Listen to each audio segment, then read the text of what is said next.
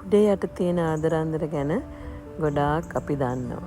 මේ අපේ ගෙදර මේ සමයකේ කුඩේ යට ආදර කතාව. වැකේෂන් එක ගිහිල්ලා එනකොට අපේ කුඩේ යට කුරුල්ලු කූඩුවක් හදලා බිත්තර දාලා. ඉතින් මම දිගටම පින්තූර ගත්තා. බලන්නකො මේ අම්මා බිත්තර රකින්න හැටි. අපි ළඟට යනකොට අපිට කුඩේ ළඟටවත් යන්න දෙන්නේ නැතුව අම්මයි තාත්තයි කෑ ගහනවා. ටික දවසකින් පැටව දෙන්නෙක් නෙමෙයි පැටව 4 දෙනෙක්. පැටව 4 දෙනෙක් හිටියා. විතර 2යි අපි දැක්කේ. ඉතින් පැටව ඉන්නකොට ඊටත් වඩා හැමතිස්සෙම කෑම අරගෙන එනවා. ළඟට එන අය එලවනවා. අපි අමාරුවෙන් තමයි පින්තූර ගත්තේ. හැමතිස්සෙම පැටව ටික කට අරගෙන ඉන්නවා.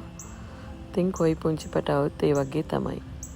අම්මලා කෑම ගෙනත් එනකන් මෙහෙම සතියක් විතර සතියකටත් අඩු කාලයක් තමයි ඇත්තටම අපි දැක්කේ. අම්මයි තාත්තයි කෑම ගෙනල්ලා කවනවා. දවස් 3-4කින් අම්මයි තාත්තයි මේ පැටියොන්ට ඉගිලෙන්න පුරුදු කරනවා. ඒගොල්ලෝ බිම ඇත්තටම ඉගිලනටත් වඩා ඇවිදිනකොට තමයි මම දැක්කේ. හරියට පේනවද දන්නෙත් නෑ. මෙතන බිම ඉන්නවා.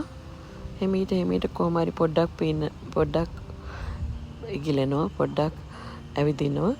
එහෙම ඉන්නවා. අම්මයි තාත්තයි එළියේ ඉඳන් බලාගෙන ඉන්නවා. ඉතින් හැම තැනකදීම අම්මයි තාත්තයි මේගොල්ලෝ තනි කරේ නැහැ. හැබැයි ගොඩාක් උදව් කරන්න ගියෙත් නැහැ. ඉතින් මමත් එකෙන් පාඩමකුත් ඉගෙන ගත්තා. ඊළඟ දවසේ බලනකොට හැමෝම ඉගිල්ලා ගිහිල්ලා. ඉතින් හරි පාළුයි. ඒත් දැන් එයා මම එළවලු පාත්තියට වතුර දාන්න යනකොට මේ එක පුංචි කුරුල්ලෙක් හැමදාම ඇවිල්ලා බලාගෙන ඉන්නවා. අම්මත් ළඟ පාතක බලාගෙන ඉන්නවා. ඉතින් ඔන්න ඔහොම තමයි මේ සමයකේ අපේ ගෙදර කුඩේ යට ආදර කතාව.